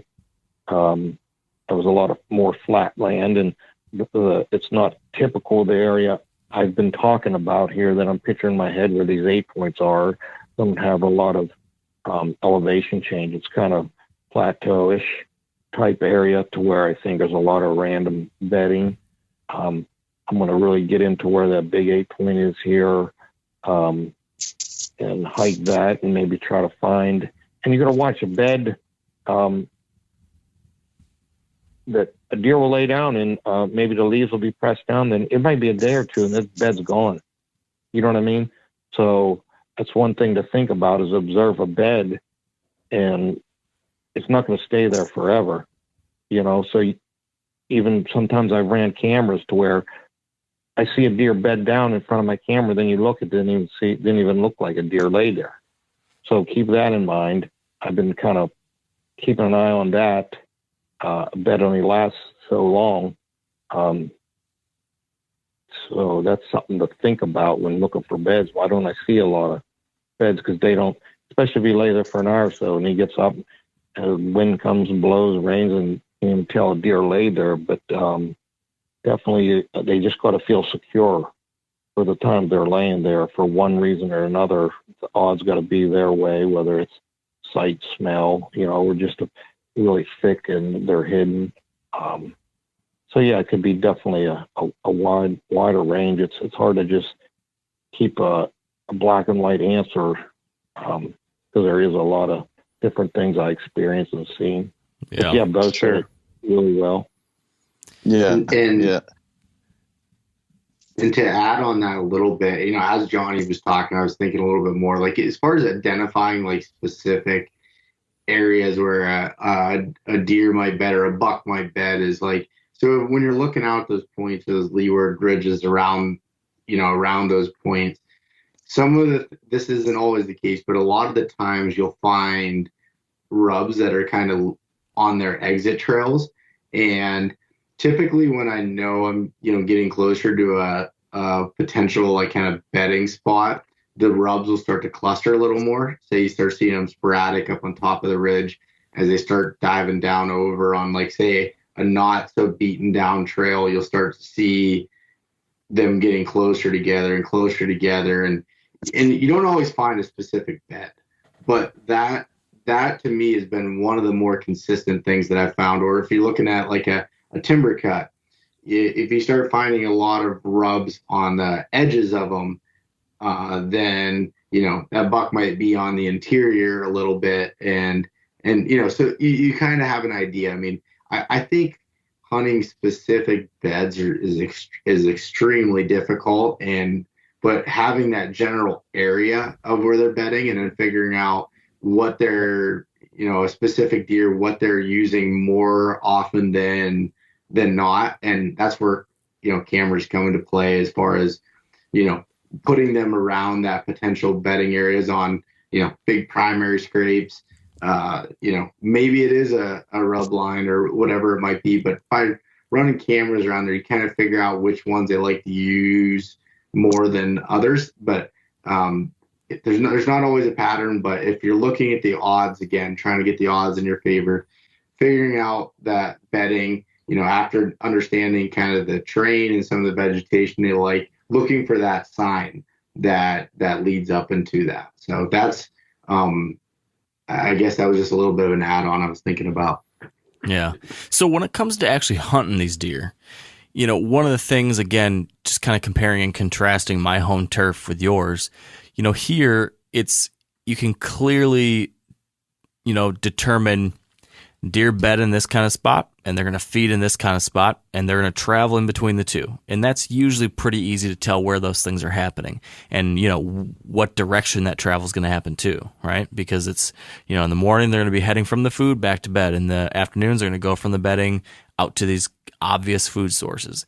When you're hunting this big timber, big hilly country, and the bedding and feed is so spread all over the place, in a lot of these cases, it seems, just the travel pattern itself on any given day just seems like it would be so random too. I mean, I feel you could almost throw a dart at a map and say, well, he might go that way today. How do you make those decisions? And I realize every time you go out there is different. So I realize every situation is different. So what I'm looking for here is insight into your decision-making process.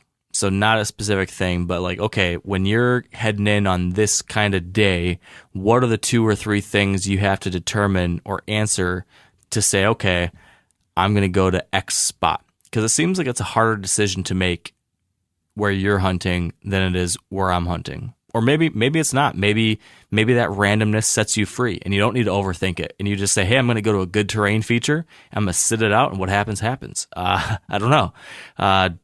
Beau, what do you think about that?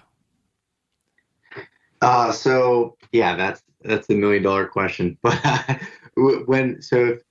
specifically, if you're say like an earlier season, I'll kind of break it down into the season here. Maybe this isn't exactly how your question was worded, but the first thing I'm thinking about is the time of year when it comes into my decision making, and what are their primary focuses? What do they want with that? Security is always something that's important to them. The rut, it can kind of go either way, but I'm looking at the time of year, and also deer like to communicate in one way or another. So if I were to put the odds in most of the time of the year, scrapes are something that I focus on a lot, near bedding type of cover. I'll set up on those scrapes.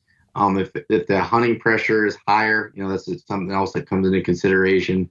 Then I'm trying to figure out areas that the hunters might not be in, and that doesn't mean you have to go, another mile in. That, like, Johnny gave an example of actually coming back closer, but that might just be that hidden nook, again using Johnny's terms, but off the side of a hill or something that that is a little bit overlooked. And for me, I'm not focusing on the amount of deer. I'm focusing on a certain type of deer. So there's primary scrapes in some of those areas that might kind of funnel them through, but they also have that security. So side hills. I'm having a little bit of trouble answering this question just because of the broadness of the situations and the time of years, but it's poor work on my part for giving you too broad of a question. That is the truth. I get what you're asking, and it's a difficult answer, but I'm really, I guess to try to sum that up is I'm focusing on the time of year, which will dictate what my next move is. And if for this direction of this question here, I'll just say focusing on when most people would be hunting, say pre-rut time frame. I am going to focus on, say, the end of October. I'm looking for those primary scrapes. I'm looking at the scrapes that have the security that they're going to work in daylight or have the potential to work in daylight, close to that bedding cover.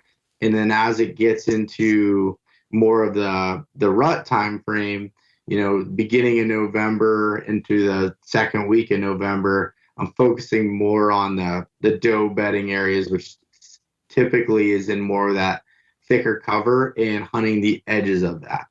And the wind is never consistent, but I try to, again, use what are going to be the best odds for the wind. I'm not a person that hunts solely, like I say, if there's the wind starts shifting, I'm not going to climb out of my stand. It's going to shift. That's, can you blow a deer out? Yes. But I'd be bouncing around from tree to tree all day if that was what my mindset was with it. So focusing on, the edges of those doe bedding areas, but I always seem to find a scrape in the picture. There's always a scrape around me, whether that's at 15 yards right that I'm kind of sitting over, or within 100 yards of it. It's always kind of in my picture there. So again, Mark, I apologize if I answered that question poorly, but that was kind of what was in my mind. You answered it better than I asked it. So Yeah, that was pretty good, though. Yeah. What about I think, Johnny? For sure, he said it great. He said some good points there that I liked, and the one he said was overlooked. And going back to the bedding, all the knowledge I have of the area and the deer that I'm hunting in the area, I kind of funnel it down to he's hanging out here. That's the best I could do. It's a shame, put all them hours in the woods and all this time. And yeah, if you knew exactly where he was, and you could say I would hunt here, but you get to the point where he's hanging out here where there's bedding. So, and it's usually an overlooked area, like Beau said, but don't go to an overlooked area, because there's places you can go that are just so vast and there's no deer. It's an overlooked area that's in amongst the rest of the deer community. He has his own little area, and I usually don't hunt much in October because of my work, and a lot of times I got to travel. I live at least 2.5 hours to these places I hunt. So for me to go up and hunt maybe an evening on a scrape that might take me a 45-minute walk to get to and stuff like that. So I kind of just focus my time into November. So like Beau said, talking about November rut, your odds are a little better. But then again, I'm starting to see that the hunters are pretty, there's a lot of hunters starting to hunt when the time is right. And the deer are just going to shift and adapt to them hunters, to where I know this year during a rut, it kind of sucked a little bit up in these. And I'm wondering in my head, is it because of the hunters? But later in the year, I'm starting to, into January, although this year I had 3 different states I was hunting in January, so that was tough. But I feel like I got a better grip on where the deer can be found later because the pressure is low. But yeah, as far as like Beau said, find that overlooked area, but also in amongst the rest of the deer herd. And yeah, a scrape is something that I've caught them on camera in these areas midday, because the population is pretty equal buck to doe. So it's not like there's the buck that doesn't have the doe or is waiting for the next one, he might not control himself and be checking these scrapes throughout the day. So I mean, Beau said it good. I liked what he said there, and that was what I could put into it. So yeah. Well, and Mark, the one thing I would add again, as after I answer, I think of things I should have said, but there was I was talking about the edges, say like of a doe bedding area. One thing that is important to note is I've been, say, set up on the edge of a thicket where it was so thick that it was difficult to be able to shoot into. So I'd back off on the edge where I'd see some trails and some does. But a lot of the time, those bucks don't want to get out in that open. They'll just be just inside that cover. So even if you only have a small window, setting up to where you can shoot into that cover, even if it's 10 yards or 5 yards into it, is critical as far as like when you're really focusing in on your setup. And I tend to find a lot of my areas that I'm not able to shoot over 20 yards. So that seems to be a very repeatable characteristic of the hunting spots that I'm in is not being able to shoot very far, because if you're focusing on the more mature deer, that they're using that cover to their favor, and they're really liking there's more opportunity for them to move within that cover, within those thick areas than they are in the wide open. Yeah, that's certainly something we can relate to. Even out here, you always want to be able to shoot into that thick stuff. Yep.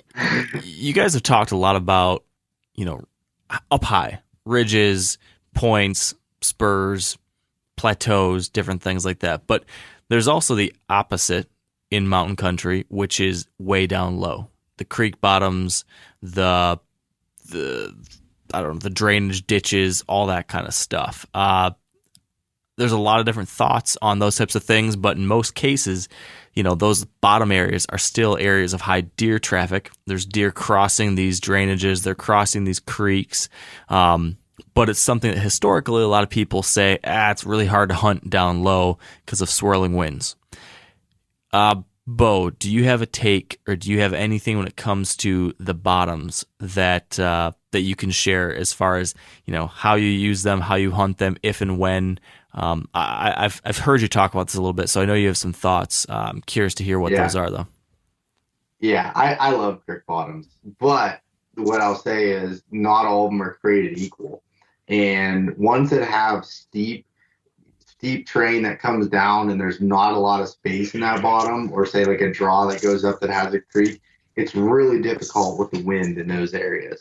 You get swirling winds, you get it's really difficult. But when you get an area where you get a little bit more of a flatter bottom that grows some thick cover, because it's always kind of a little bit marshy in there and swampy during the rut, those are some of my favorite places to hunt. And a lot of the reason is, so once you get those cold temperatures in November, one thing I'll say is I don't normally hunt creek bottoms as much when it's warmer. And even though you might think, it's warmer, they need water, but the wind is tougher to hunt at that point. When you have the colder weather or still days, it's not swirling as much, and your thermals are almost always consistently following that creek downstream.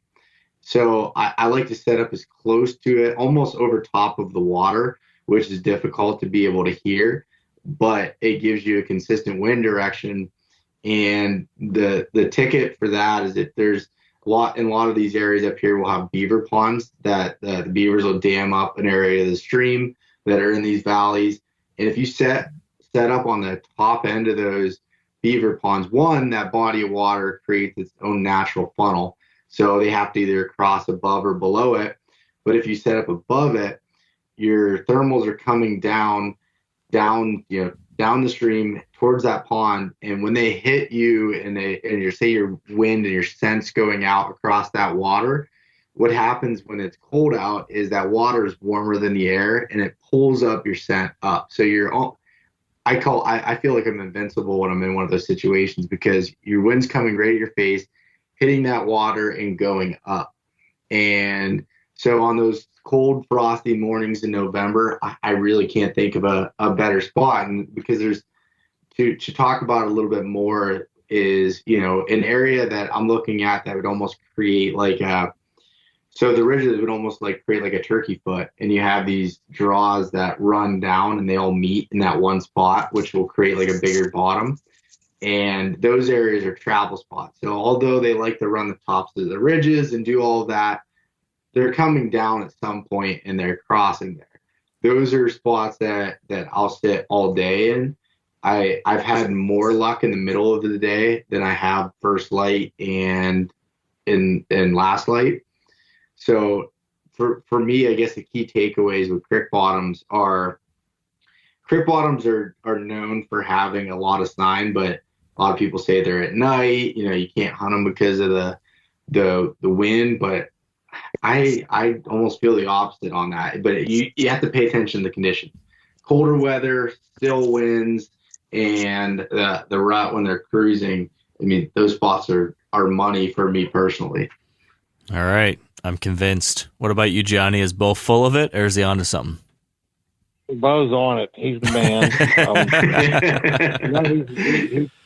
He's really good with thermals and wind, and he's definitely right that there is a consistency though when it's later in the evening and them thermals are as long you get that just calm day and them thermals and the thermals will come perpendicular down the hill, but also down maybe the stream where I said that one buck. I know he was. I think he was coming kind of up the stream to that scrape, but he was coming from the one side in particular.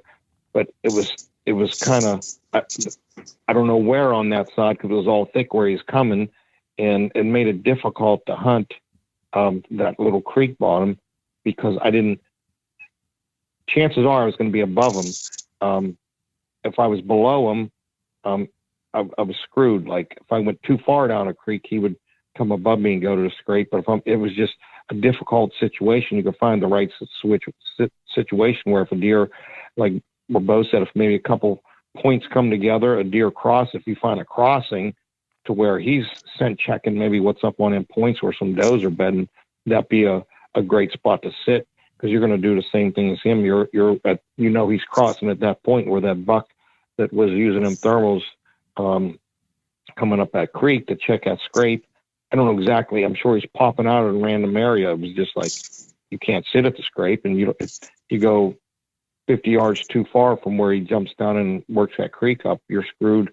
So your odds were pretty poor there. But there's definitely situations where you can use it to your advantage. Where they're crossing perpendicular, or like he said, if it's kind of a flatter area, it's not so contained into that one spot. I hunt a lot of them creek bottoms, and like that one buck, you can't always. And I was right there by a beaver pond too, but I was up in the timber a little bit. It swirled, and it's hard to play that way. And I just try to get his scent free, like Beau said earlier. In these areas that we hunt up there, we'd be jumping tree to tree, to try to play the wind to where. Get your scent, and the colder it is, the more you're able to bundle up and keep that scent in my opinion, to help you with them swirling winds. And sometimes you gotta take chances to get an opportunity, but you don't want to overhunt. There are situations where you can hunt and the wind can be consistent. That's a good spot, like out in the Midwest and that, but gotta be careful. You're going to, like people tell me, there's nobody hunting there, but then you're there putting that scent and it's swirling around. So you can't be hunting there a lot. You're going to leave a lot of scent, but you got to take chances, and always have 5-6 spots, 5-6 different deer places to hunt. Cause like that, you could, one hunt, you could just screw up the whole place, ruin that buck. So you're going to have a couple areas and ideas, and it just comes back to scouting and boots on the ground and time. And like I say, I live, the closest piece of public land I hunt that I live close to is 2.5 hours. So I'm kind of in a situation where take advantage and know all you can before because you don't have the opportunity to go out your back door and scout, so.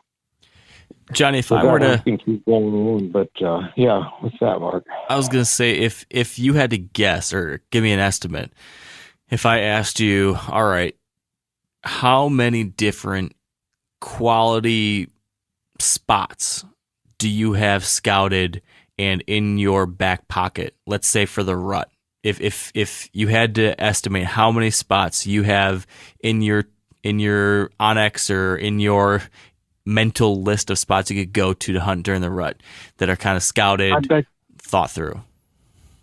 I bet you I got a lot of spots, Mark, that I know are good.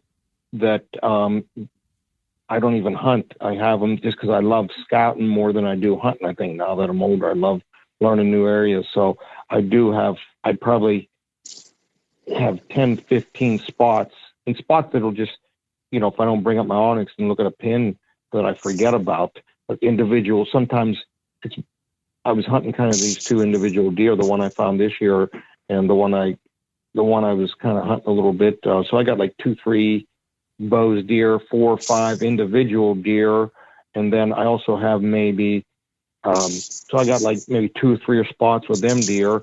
And so you're looking at 6, 10 spots there. And I got maybe 10, 15 just spots that I don't know maybe what the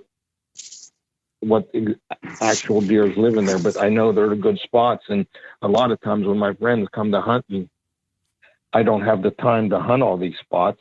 I'll put them there and they kind of help me scout. But the area that me and Beau hunt, in the area, there's hundreds of thousands of acres, and there's a lot of cover and there's a lot of, I do obtain a lot of spots. I mean, this is a good spot, and it's hard to define that spot, whether the scrape or just maybe out of the way. But I bet you, yeah, I could think of maybe 20 spots that are good, and not generalized trees, maybe just this area, that I have there. But then I hunt the Midwest a lot in Ohio, and I hunted Iowa late season this year, and over the years I've hunted there. I got 6, 8 spots, and then I drop cameras there, but every year is different, so it's kind of like you gotta, it could be like you could just guess, like roll dice, or sometimes I'll put cameras and see what's there this year. Yeah. So yeah, I have a lot over the years, 20 years, whatever, how many years hunting public land religiously, years, 6, 7 years of public land, but I have a lot of spots in a lot of different states just because I love scouting, and that's what I like doing. So yeah, well, that's why I'm not afraid to hunt with other people and send them different. It's like some people. That's why I like helping people. Like, I'm going here. I'll try this spot. I ain't been there in years, but that used to be good. And just see what they come up with. Yeah, it's nice to have, and it's such a consistent thing among the folks that we talk to. I mean, if you're gonna pick one consistent trait among consistent deer hunters, it's the fact that they have a lot of good quality spots scouted out and in their Rolodex of possible places they can hunt. They're never underprepared. They're always over-prepared. I mean, you guys are clear examples. Andy, here on the other side of the line, he's an obvious example of that. He's got more spots than he could hunt in 25 years, even if he let me hunt them all too. So I know that that's something that, anyone listening, if you want one simple thing to do today to get better at this and have more luck and more consistent success, scout and find more quality places. Whether you hunt mountains or the farmland or whatever, just scout. Find more spots. I don't know.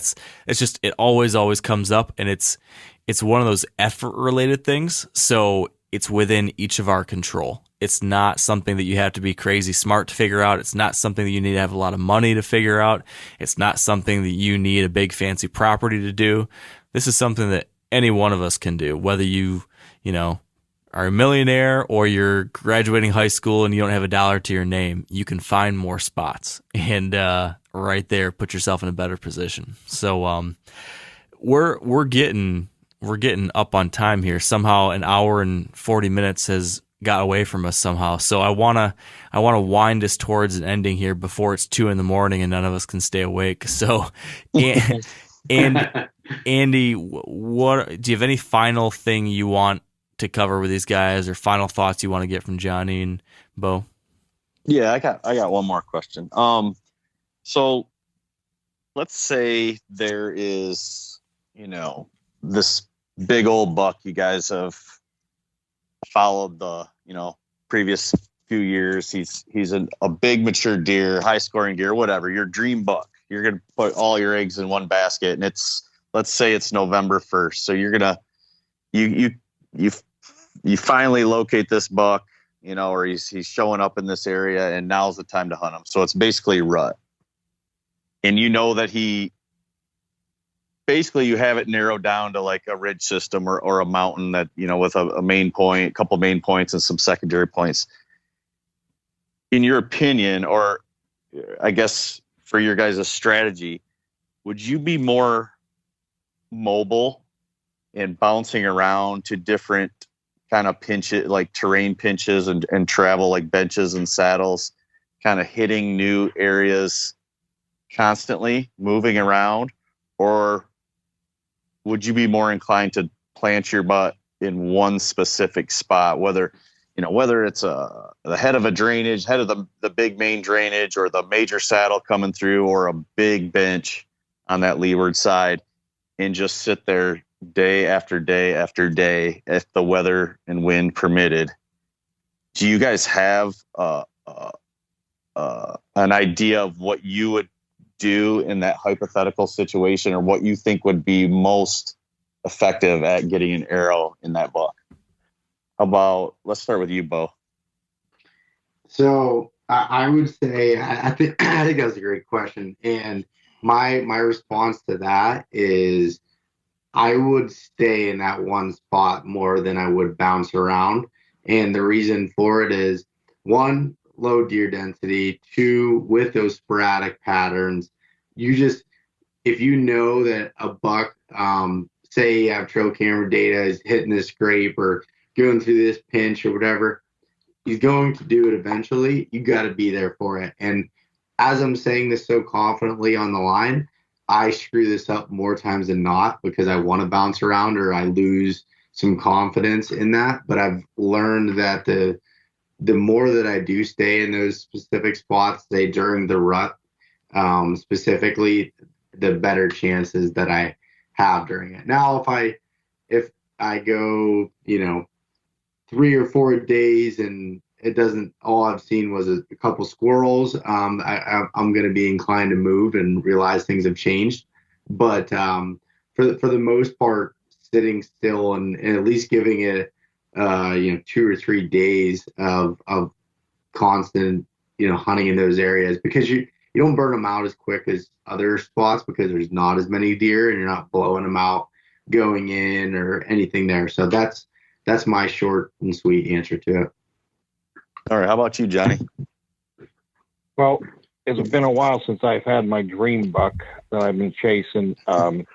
With this public land that we hunt, there's 140s, 150s, but my goal, and it's been my goal for the last 5-6 years, is to shoot 170 inch on public land, to where a few years ago I had one, and now it's like where I'm at in my hunting career. I enjoy the rut. I enjoy hunting with friends, and sometimes I'm impatient because I don't have that deer that I would do whatever it takes. I didn't shoot a deer this year. I had my bow back once on a deer in January this year, and I don't care.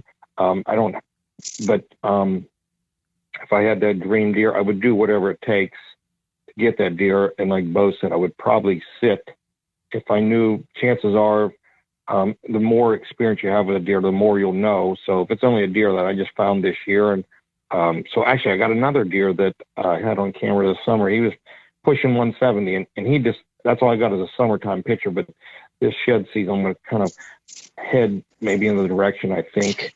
So if I do catch him this summer again, or find a shed, or it's going to be a new deer, so I might not know that much. Like we always talk about, it takes years to know about these deer, to where it's going to be harder to hunt and harder to sit in that one spot because I don't know. But if it's a deer that I've chased for a few years and I know him, and I know he's going to come by this spot, I'm going to stay there and I'm going to do whatever it takes. It's been years since I've done that and wanted one bad enough that I would do that and sit, because maybe I'll sit till noon, maybe I'll just do midday, I'll go scout or whatever, because that's where I'm at. I'm just enjoying my hunting. I'm not trying to prove myself in that. But yeah, I would sit in one spot, but as long as in your head,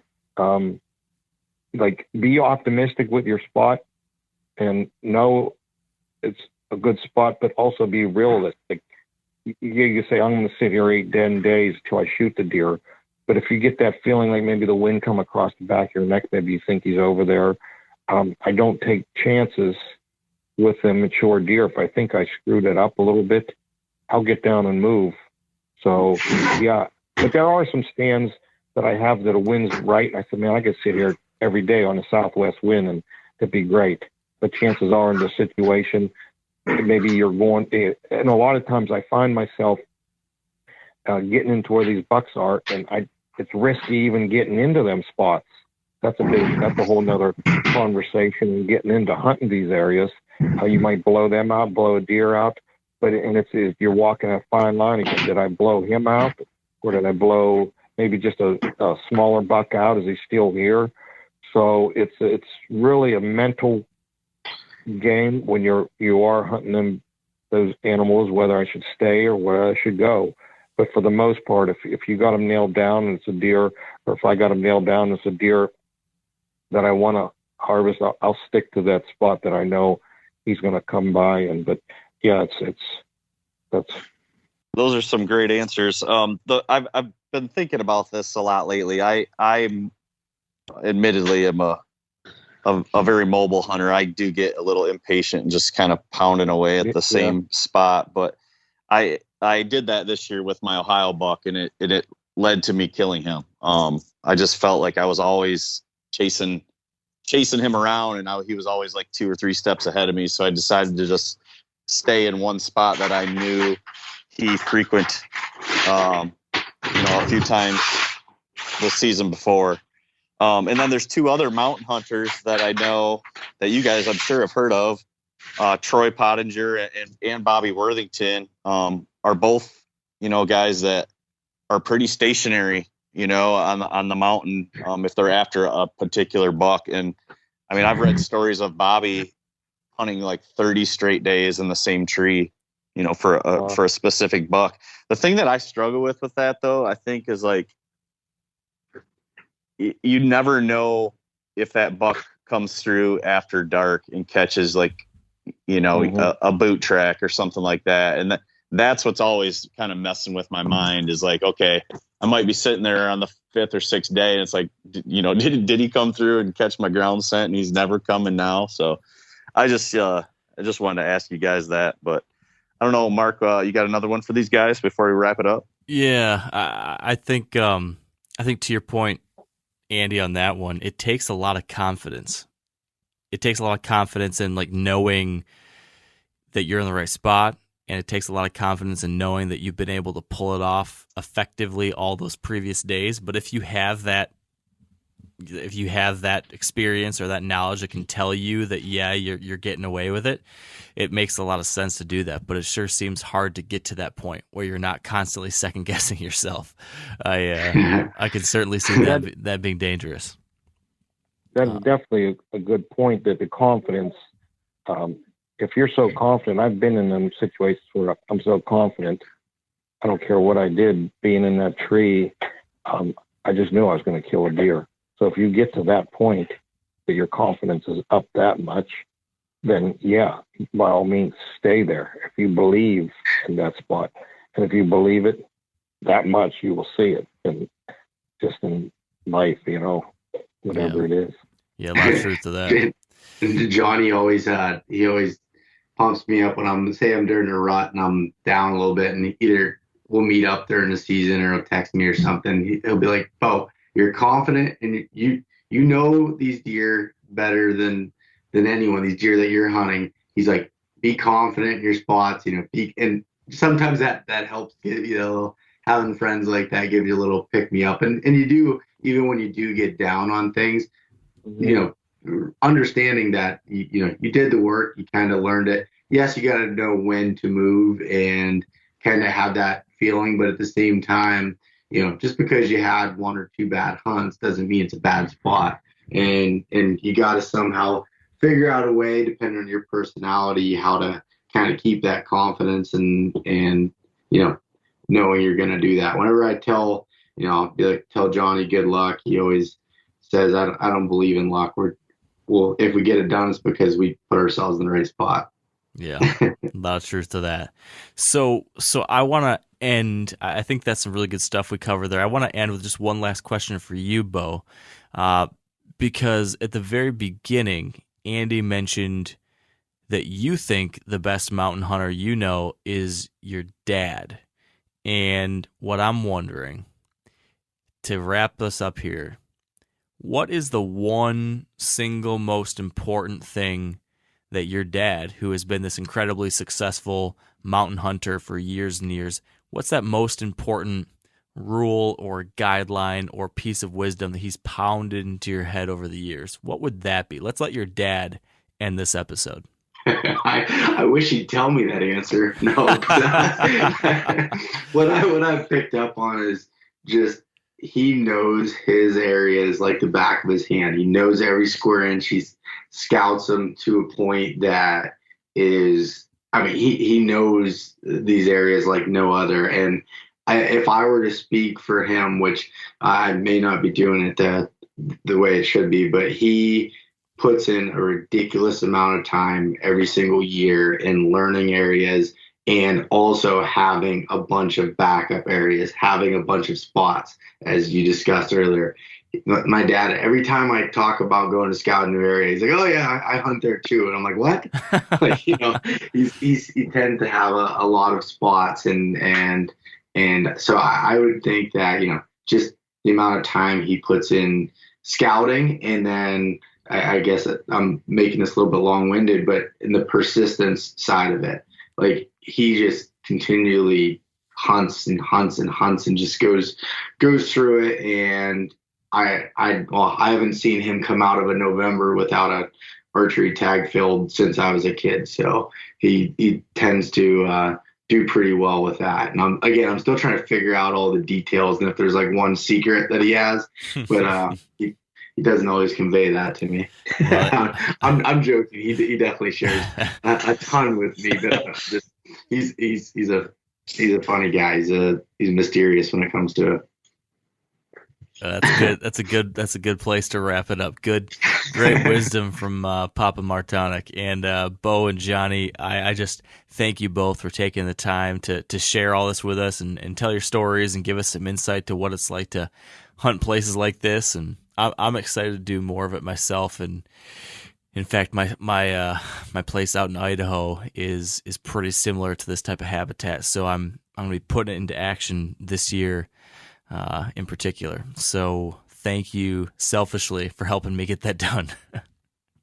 Yeah, no problem, Mark. It was a blast coming on here and talking to all you guys. I love these round table discussions, and I told Andy that before. I've been listening into them, and it's always creates a really good conversation. So I really, really appreciate you having us on here.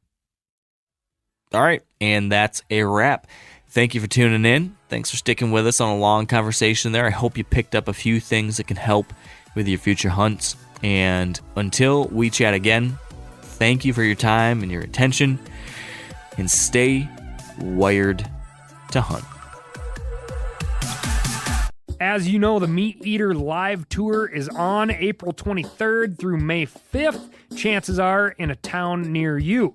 What you may not know is you can win tickets to each of these events just by going to a backcountry hunters and anglers pint night.